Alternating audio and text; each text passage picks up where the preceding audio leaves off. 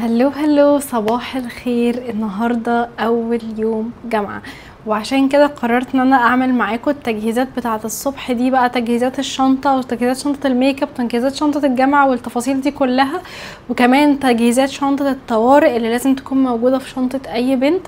واعذروني لو بتكلم بهدوء، لان بجد انا مش نايمه غير ساعه واحده، وابتديناها كده اللي هو انا صاحيه الساعه 6 عشان ابقى في حلوان الساعه 8، ومعرفش هعملها ازاي. انا اصلا مسافه ملبس 7 وطريقي بياخد ساعه ونص، فيلا ما نرغيش كتير كده ونبتدي نجهز الشنطه بتاعتنا. اول حاجه هتكلم معاكم فيها وهي ايه انواع الشنط اللي ينفع نلبسها في الجامعه، لان مش اي شنطه عندك في الدولاب ينفع تروحي بيها الجامعه، كل مكان وليه لبسه وليه حاجته.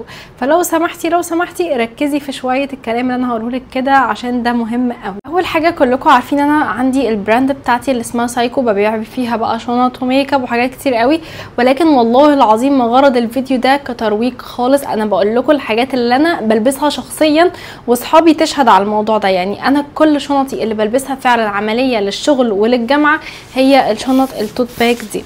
عايزه اقول لكم يا جماعه الشنط دي موجوده عندي في البيج بكميات، وبجد بتخلص كده. يعني انا الفكره كلها ان انا باكد لكم ان هي بتخلص كده بسبب ان هي فعليا عمليه. انا اكتر شنطه بحبها هي الاوف وايت دي، بجد عمليه قوي يا جماعه وكيوت. شايفين الجيبين اللي فيها حجمها حلو قوي من جوه، وهوريكم كل الحاجات دي. عندنا مثلا الديزاين ده اللي هو بيبقى مربعات كده، بيبقى حجمه اصغر، حاجه بسيطه. عندنا كمان اهي اللي فيها جيوب بس دي لون تاني. انا بعشق يا جماعه درجات البني، ودول استعمالي الشخصي، يعني مش دول اللي انا بيبقوا طالعين للشغل. الشنطه دي بقى اللي هي القماش برضو خطيره خطيره خطيره. بصوا يا جماعه بتشيل كل حاجه، يعني حجمها صغنن بس بجد بتشيل اللابتوب، بتشيل النوت بوك، بتشيل اقلامي، بتشيل الموبايل، بتشيل المحفظه، بتشيل شنطه الميك اب. انتوا عايزين ايه اكتر من كده؟ ودي برضو البيج شكلها كيوت قوي. ودي البني، ده لوني المفضل اللي انا هروح بيه الجامعه النهارده، وهنجهز مع بعض الحاجه. بصراحه انا كنت محتاره ما بين يعني البني والسودا، لان انا بحب الاسود قوي، وهي دي السودا اهي. انا بصراحه دي بروح بيها الشغل دايما، بروح بيها مشاويري، هتلاقوني في كل الفيديوز وانا بجهز ونازله ببقى لابسه الشنطه دي. فانا محتاره ما بين السودا والبني. نقرر ايه؟ حادي بادي كرنب زبادي. هختار البني خلاص عشان انا بجد ما عنديش طاقه. طيب تعالوا نتكلم عن اساسيات بقى شنطه الجامعه. احنا المفروض نحط فيها ايه؟ الفيديو ده يا جماعه معمول حرفيا من القلب، يعني انا نازله هجهز الحاجه معاكم، والله هنزل بيها زي ما انا هحطها معاكم دلوقتي. اول حاجه بالنسبه لي مهمه وانا محضراها المشروب بتاعي حطاه هنا. مش لازم يبقى عندك نفس دي، ممكن تجيبي اي شكل انت بتحبيه، وبرده هتلاقوه عندي في البراند. تاني حاجة عندنا وهي شنطة الطوارئ. طبعا هشرح لكم شنطة الطوارئ دي متكونة من ايه، وشنطة الطوارئ دي موجودة برضو عندي في البراند، وهوريكم مكوناتها. وبجد يا جماعة انا عاملة لكم باكج تحفة. يعني انت لو جبتي كل المنتجات اللي هنا هتلاقي نفسك دافعة بتاع 500 جنيه، لكن لو جبتيها بقى من البيج عندي هتلاقي نفسك دافعة 250 ولا رقم يعني بجد رمزي جدا مقارنة بالمنتجات اللي هنا، لان هي كلها منتجات براندات. تعالوا اكلمكم عن شنطة الميك اب اللي انا بستخدمها في البيت وباخدها كمان معايا الجامعة، عشان لو حاجة اتمسحت او خارجة مع صحابي او كده بعد الجامعة او بعد الشغل. اول حاجة الباكج دي مكونة من ايه؟ معانا اول حاجة المسكرة، وانا حطاها في الكرتونة عشان كنت بصور لكم امبارح. المسكرة دي يا جماعة خطيرة خطيرة خطيرة، هوريها لكم. هي بجد يا جماعة بتطول وبتكثف. انا اصلا بصوا رموشي خفيفة خالص، مش حاطة اي حاجة بجد. يعني المسكرة دي تحفة اهي. وعايزه اقول لكم بقى ان هي بجنبين، في ناحيه بتطول وناحيه بتكثف، بجد خطيره قوي. وسعرها جوه الباكج مش مكمله 60 جنيه، انتوا متخيلين؟ فانا مش محتاجه اشكر لكم فيها، ممكن تخشوا تشوفوا الريفيوهات اللي جايه عليه. تاني حاجه بقى معانا وهي سو كيوت خالص، وهو الليب جلوس ده. عندنا بقى انتي بتختاري الدرجه اللي انتي عايزاها، يعني مثلا الدرجه دي نود، انا بعشق الدرجه دي يا جماعه، حلوه قوي للجامعه، بينكي بينكي كده، شايفين؟ درجه كيوت كيوت بجد. يعني الدرجه اللي انا حطاها دلوقتي على شفايفي انا حاطه من دي وحاطه فوقي سوري وحاطه تحتها ليب لاينر بني، فعشان كده هتحسوها ميكس ما بين البينك والبني. طيب عندنا ايه في الباكج تاني؟ عندنا بتختاري اي قلم تحديد عين. بصوا الازرق ده ماي فيفورت، اكتر لون بيخلي العين شكلها حلو اللون الازرق، ولكن احنا عندنا كل الالوان لان لولا اختلاف الاذواق لبارة السلع. عندنا بقى البيربل، عندنا البني، عندنا الابيض، عندنا درجات الازرق، درجات الموف، الاخضر، تحفه يا جماعه، كل الدرجات تحفه. وده من كيكو عشان بس الناس اللي فاكره ان انا مسترخصه، لا انا ما بسترخصش على متابعيني والكلاينتس بتوعي. الحاجه اللي بعد كده هتلاقوها برده موجوده لسه جوه في منتجات البرفيوم التحفه ده. لو انت رايحه الجامعه اوعك تنسي البرفيوم ده. البرفيوم ده انت هتحتاجيه في المترو، هتحتاجيه في الجامعه، لو لا قدر الله حد اغمى عليه هتحتاجيه، هو بجد خساره اصلا. ريحته يا جماعه حلوه قوي وثباته، يعني عايزه اقول لكم انا مخلصه. بصوا هوريكم بتاعتي اهي اللي انا بستعملها عشان بس ما افتكروش، اهو انا مخلصه ربعها وانا لسه جايباها من يومين. حلوه قوي، انا بقعد ارش فيها في كل حته بجد، كل اصحابي بيستعملوها معايا وعمليه جدا في شنطه الجامعه. الحاجه اللي معانا بعد كده وهو الايلاينر الخطير ده. انا قصدا ان انا اجيب لكم حاجات كيوت كده وصغنونه عشان تكون عمليه معاكم. بصوا يا جماعه الفرشه بتاعته، انا عايزاكم بصوا تشوفوا الجمدان.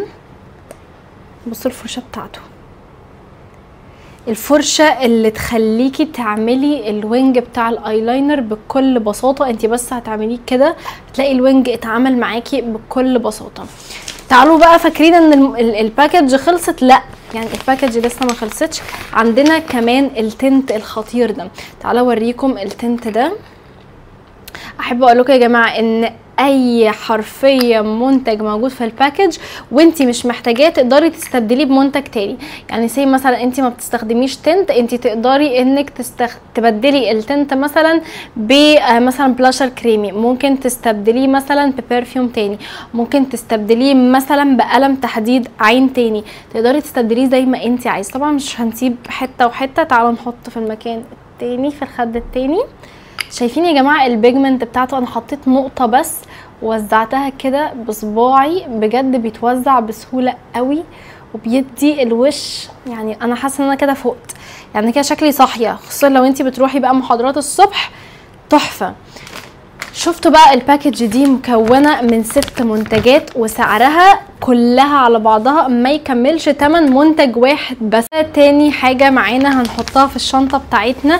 حرفيا الشنطه يا جماعه بتاعتنا بتاكل الحاجه ومش بيبان عليها، يعني انتي ستيل بتشوفيها كده شكلها نضيف وشكلها كده مهذب، مش هتتنفخ وتبقى زي شنطه الحوامل خالص. يعني بصوا انا دلوقتي مليتها 3 حاجات ولسه شكل الشنطه زي ما هي. وعايزه تحطي لابتوب تقدري تحطيه، يعني في ناس بيروحوا الجامعه باللابتوب بتاعهم. تعالوا اوريكم بقى بالنسبه لشنطه الطوارئ اللي لازم تكون موجوده معاكي في الجامعه. مش شرط تاخديها معاكي الجامعه، ولكن هي لازم تكون موجوده عندك في تسريحتك، في دولابك، في ايا يكن. اول حاجه مرطب الايد الخطير ده، طبعا كنت بكلمكم عنه من زمان جدا، من كتر ما انا عجبني قلت انا لازم ادخله في الباكج بتاعتي. المرطب ده بيرطب الايد بال 24 ساعه حرفيا، وريحته حلوه ومش بيلزق. تاني حاجه معانا وهي الوايبس، وانا قصدي اجيب لكم حاجات كده بينكي وبنانيتي عشان تحسوا بجد بانوثتكم. انا عارفه ان بنات كتير قوي بتتابعني تقعد تقول لي يا عبير انا مش واثقه في نفسي، انا الحاجات دي بجد بتبسطني، بتخليني حاسه ان انا واثقه في نفسي، بتخليني حاسه ان انا بنت جميله. وعشان تحسي انك بنت جميله لازم تدلعي نفسك. الحاجه اللي بعد كده معانا طبعا وهو الليب بالم، لازم يكون معاكي. داخلين على الشتاء، محتاجين نرطب شفايفنا، محتاجين نهتم بحاجات كتيره قوي، فركزي على الترطيب الفتره دي جدا. الحاجه اللي بعد كده وهي شفرات شجلام. الشفرات دي يا جماعه ترندي قوي، خطيره. بعد ما جربتها انا سبت فلامينجو، سبت كل الشفرات اللي استخدمتها في حياتي، الاوريجينال واللي مش اوريجينال، ودي يا جماعه الاوريجينال بجد خطيره، مش متخيلين سعرها في الباكج عامله كام. والمنتج الاخير معانا بقى، وده منتج انا بسميه المنتج السحري، وهو ايه المنتج بتاعنا يا جماعه؟ هو منتج السحريه.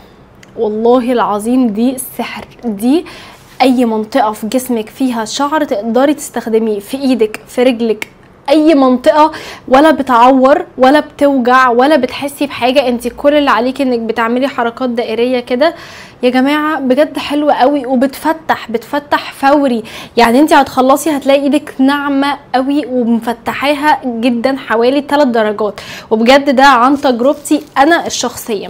عشان كده انا قررت ان انا احط لكم كل البرودكتس اللي حرفيا معايا انا كعبير فرقت، فقلت ليه البناتيت بتاعتي الحلوين بتوعي ما هم كمان يكونوا نضاف ويكونوا حلوين ويكونوا معاهم كل حاجه باقل سعر ممكن يلاقوه. خدها معايا في شنطه الجامعه. طبعا هو السان سكرين، انا لسه بجرب السان سكرين ده يا جماعه، هو تقريبا يعني ما جربتوش غير مرتين، مش عارفه احدد اذا كان تمام معايا ولا لا، ولكن انا بحب ده عشان هو سبراي كده، فاهمين قصدي؟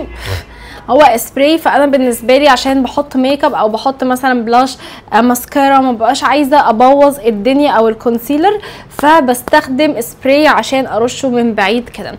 فدي اهم حاجه لازم تكون موجوده في شنطتك، مش لازم السبراي، هاتي اي نوع سان سكرين انت بتحبيه. حاجه بقى اللي معانا بعد كده وهي طبعا النوت بوك. يعني ازاي هنروح جامعه من غير ما يبقى معانا كشكول؟ هنحط كشكول صغير كده لو انت بتكتبي في المحاضرات، وطبعا هنحتاج قلم بقى، سواء قلم ازرق قلم الوان. انا كعبير بحب اخد الاقلام دي، ومتسالونيش انا ليه مغيره الغطا بتاعه، انا بحب العب في الاغطيه بتاعه الاقلام.